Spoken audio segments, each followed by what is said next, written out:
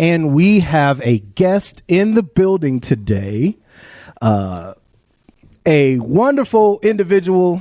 She is on CBS Channel 19 in the morning. Mm-hmm. What's the actual name of the show? It's Cleveland 19 News in the morning. There you go. Cleveland 19 News in the morning. Simple enough. Tia Ewing, welcome to the show. How you doing today? I am great. I'm happy to be here. Awesome. So we'll kick it with E, who's actually representing your former place with that Sacramento jersey. That. I like the Sacramento touch. Yeah. I like California. I did a little research. Oh, you did? Did you wear that for me? Yes, he did. He's gonna lie. Right, he was. He was like, I didn't wear this for you. No, I did. I was gonna be honest. They all know Sacramento's actually, after the Cavs, my other favorite team. Really? The Kings? Yeah. Oh my God. That's only because they're the. I get that reaction all the time. They're the team in the early 2000s that actually got me into basketball. Okay. Back when it was like Mike Bibby, Chris Webber, Pedro Stojakovic. Yeah. Well, you gotta go. I mean, they have a new stadium, arena, everything. It's beautiful. I've actually never been to California. Really? That's the funny part about it. You might not come back. If I didn't have kids. Straight up.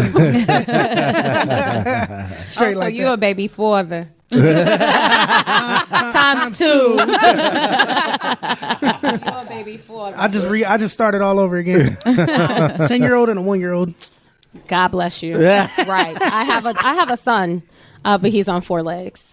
Oh, lucky you. Yeah. Lucky you. Is it a cat or a dog? It's a dog. I do not do cats. What kind of dog?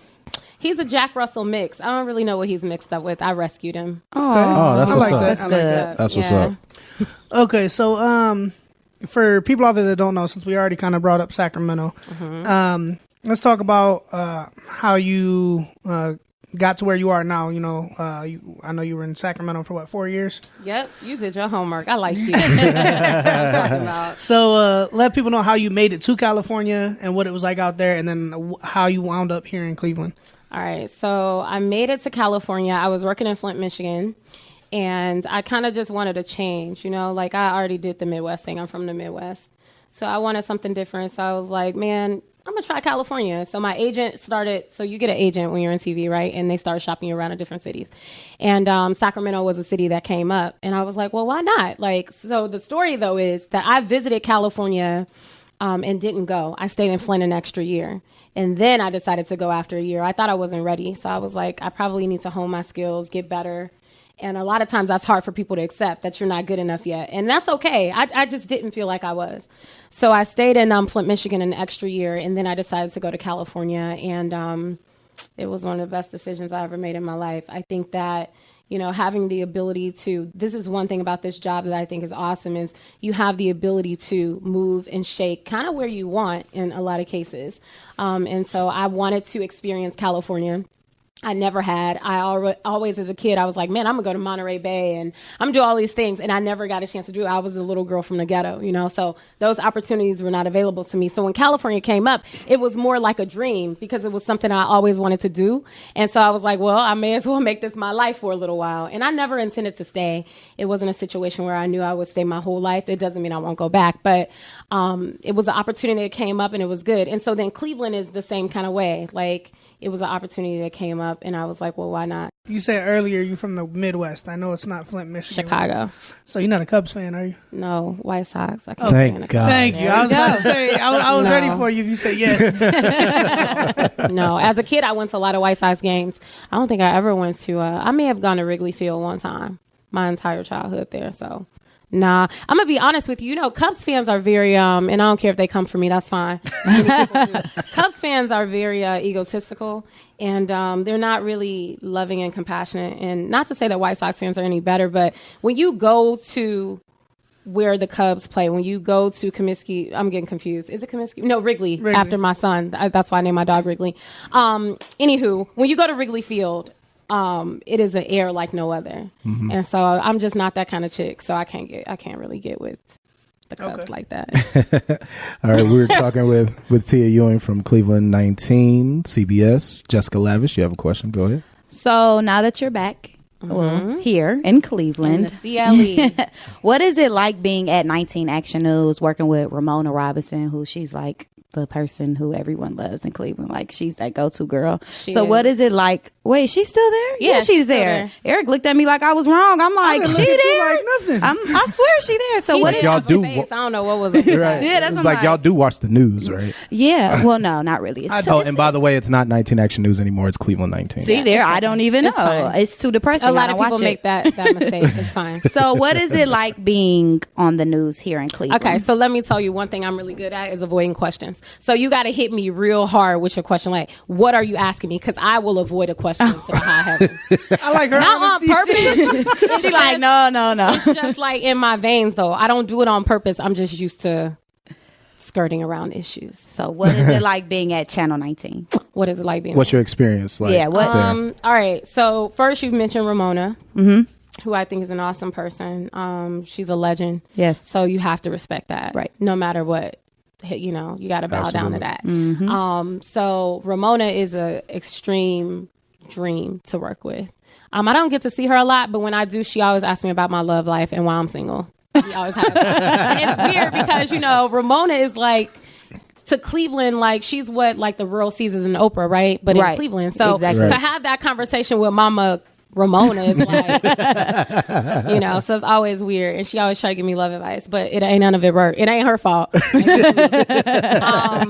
But to work at Cleveland 19 is the epitome of, I take it with great pride, but it comes with a lot of extra stuff. I mean, there's a lot of pressure when you work at a station that's not number one. So I guess I wear a burden on my back a little bit. But I mean, that comes with the game no matter where you work. Right. Because Right. if you work at a number one, you always working to be number one. Exactly. If you're not working at a number one, you're always working to be number two, which is still tough until you get to number one status. So I think that it's a unique opportunity. So more with Tia Ewing when we come back here on The Outlaws. The Outlaws Radio Show on the FCB Radio Network. And we are still here with Tia Ewing from Cleveland 19 News. And one of the questions that I have is, for a lot of people, like, our industry, the media industry, is something that everybody thinks they know, like even the people that are not in it, because of what they see on TV and stuff like that. Right. So talk a little bit about the TV news business. Is it like what we see like on news shows and stuff like that, or is it a lot different?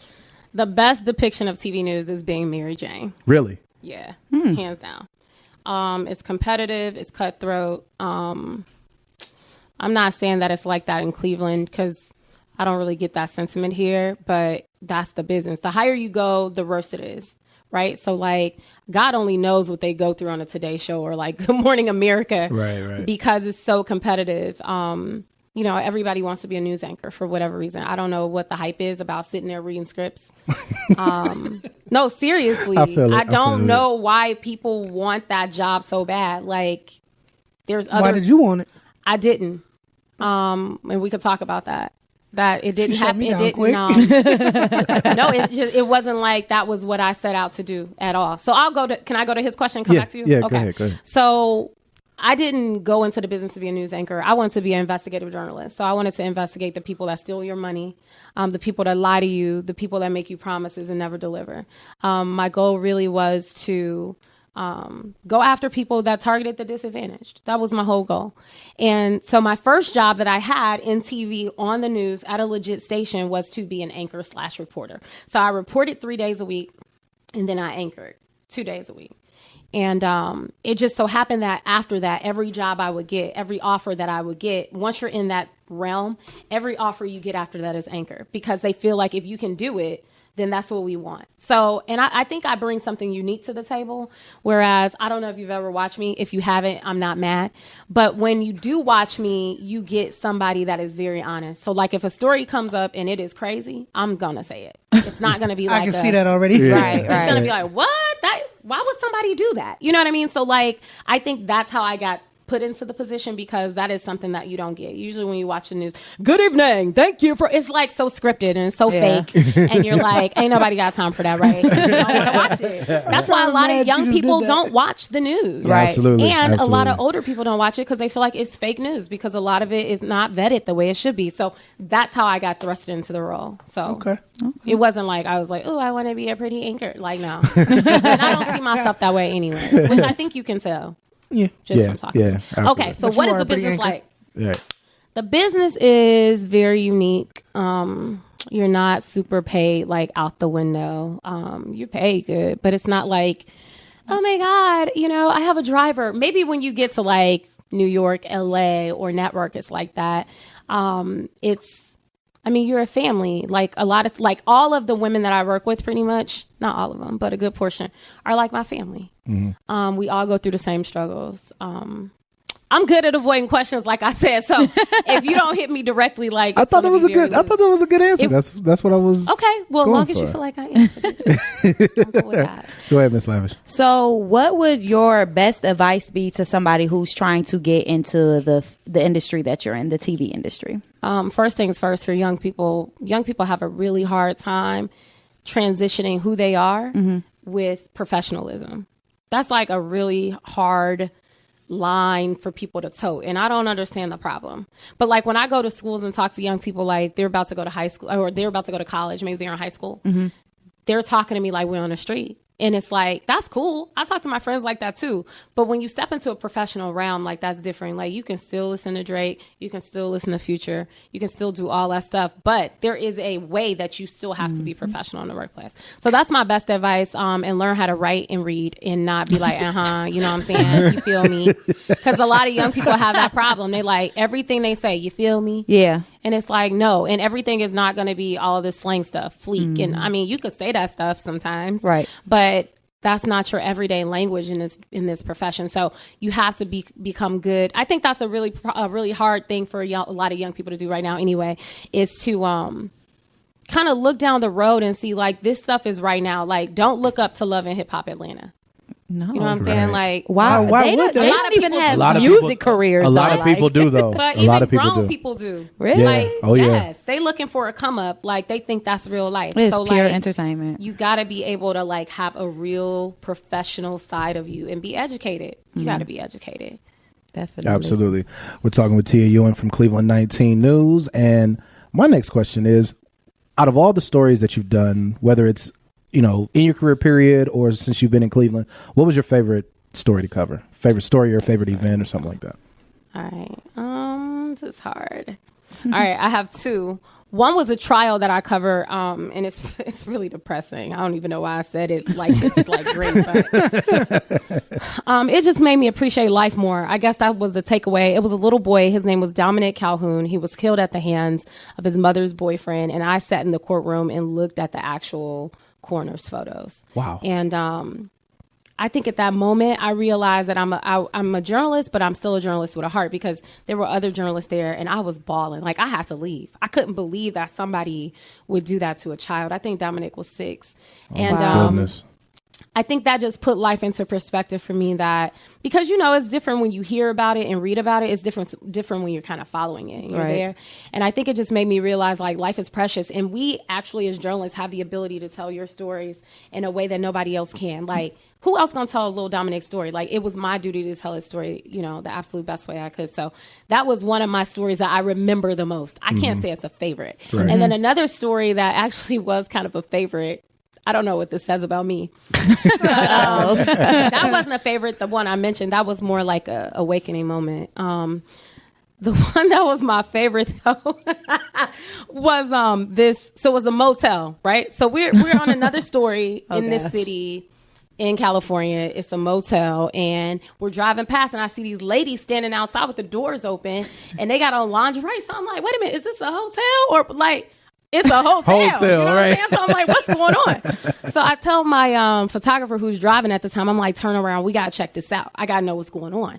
So he like, I don't think you want to know what's going on. I'm like, no, I want to know. I want to see. So we drive up, and it's like a drive-through service. Like, it's like 5 of us driving up, 5 cars driving through this place. It's like literally like like a show and tell type of thing. Oh, my God. So I get back to the station. I'm charged. Like, man, we got to do a story on this. This is unbelievable. It wasn't one hotel. It turned out to be 4 hotels in a row. What? That were Wow. And where was this? California. So they eventually shut them down. So I was real happy about that. But I did a series on it. I did like a 5-part series, I think. I wanted it to win an Emmy. It didn't. I was mad about that because it was really good. But the point is like it was something that I saw and turned it into a story. And usually people see it and like, what?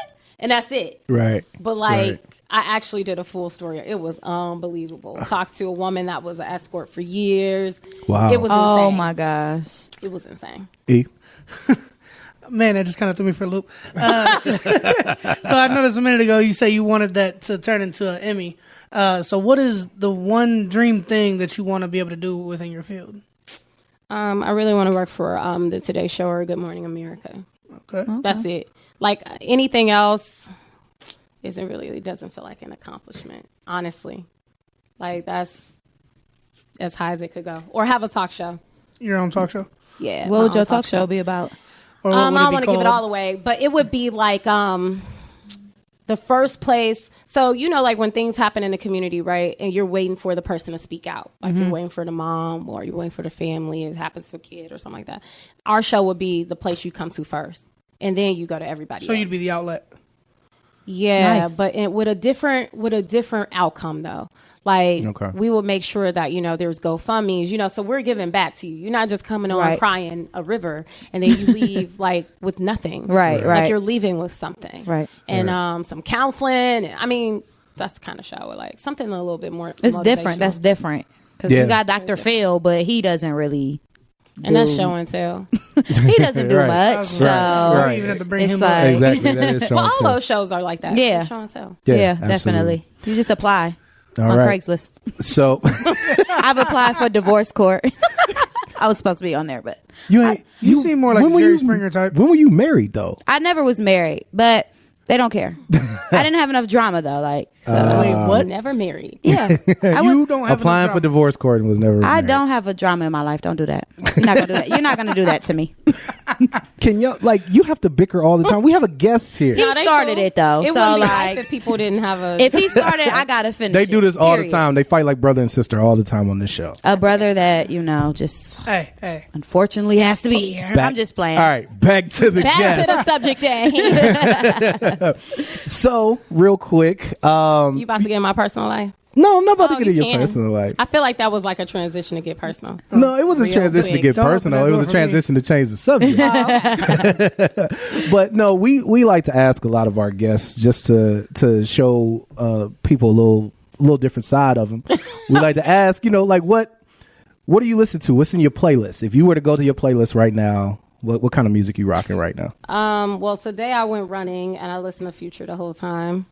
Nice. I went walking my dog. I listened to Rihanna. I listen to all the stuff the young folks listen to. You name it, I listen to it. I like that song. What is it? Too much sauce. I feel like that describes me. I feel like I'm just too much sauce for the world. I love it. So I love that song. But yeah, I like all the popular stuff. If it's I like old school too. I like Prince. I like Earth, Wind and Fire. Phyllis Hyman. I mean, I'm just eclectic. I like music. I don't really, But if I'm doing something in the right now, like movement, I'm probably listening to some gangster rap. Of course. I feel it. Got to. I feel it. Yeah. And before we let you go here, since you brought it up a few minutes ago, I have to go What? back to it. Why are you single? Why am I single? Oh my God, do you have the time? We got plenty of Why time. am I single? All right. So I think that you ever what's your favorite car? Y'all all can answer this. What is, if you had a favorite car right now that if you had all the money in the world, you would go buy it, what would it be? I would get a G-Wagon, me What personally. would you get? Probably the same. Yeah. What would you get? See, I'm a classic type of guy. I like a 1969 GTO Judge. Okay. So when you see that car, you have so many thoughts about it, right? You could just envision yourself driving it, right? Yes. Like, ooh, got your windows down. The cute What would you listen sunglasses. Oh, well, without Gucci. Yeah, with the Gucci. What would you listen to? Pac. Pac. What would you listen to? Pac. I listen to probably Biggie. But Oh, wait, what kind of car? You didn't answer. I don't know what kind of car. I'm thinking jet. I can't even think car. Oh, she. I'm thinking she I'm went actually- up. She did another say level, too much right. sauce. Right. With that being said, though, like I think it's kind of like that with me, and I'm by no means am I saying that I think I'm all that, but I think it's one of those things where it looks so good, like you can envision yourself walking on the beach with it, you know, maybe laying next to it. But the reality is it's going to take some work to get it. Like, so that G-Wagon might take a little while. You might not be able to go get that tomorrow. It's going to take some time to get I it. can't. Right.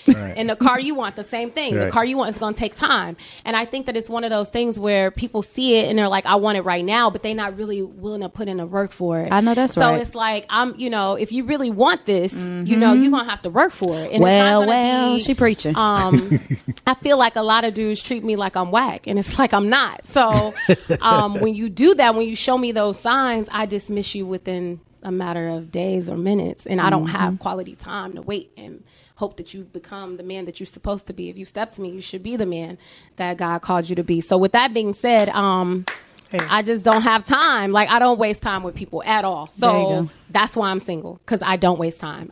As soon as I see some negative traits that I don't like, I'm out. I mean, I don't really. They get the chopping block. I don't. Yeah, because I mean, if you think about it in relationships, like, what do you really need a companion for? Companionship, right? Right. But if we can't get along on the basic levels of companionship, then I don't need you. Like, I don't believe in. I mean, I don't really believe in having sex before marriage and all that stuff. So if we can't have basic conversation and get along without all of that, then you probably need to go. There you Fair go. enough. Was that too much? I got No, that No, was it's fair. not too much. And That I was a lot. And Yeah, I that was hope fair. I pray you find somebody for real, because you probably not gonna find them in Cleveland. Though. Well, if I don't, you know what? I'm cool. Be you know? by yourself. That's good. Yeah, you know, I'm not saying that I'm a saint and I ain't never, you know, fallen into some sin. I definitely have. Right. But I feel like I deserve the best. And if you can't give me that, then not really worth me keeping around. There you go. That's fair. All right. You feel me? Let everybody know how to. Look at him. Y'all out there hearing this. Y'all taking notes. He just jumped in our Instagram live or whatever. But let everybody know how to get in contact with you on social media, your Facebook, your Twitter, all that good stuff. You can find me on Instagram at TV News Star. That's all one word. News with an S, star with an S. And I'm on Twitter as Tia_Ewing, EWING. I'm also on Facebook. If you just search TV News Star, I think it comes up. That's my fan page. So I'm on just about every social media that's out there. All right. That's what's up. Thank you so much for joining us. I know you have some other things that you need to tend to. So I really appreciate you coming on the show. What's going on That's over so here? weird. Oh my God. How do I respond to that? Oh my God. Anyway, thank you for coming on the show. We really appreciate Yes, you spending we some do. time Pleasure. with us.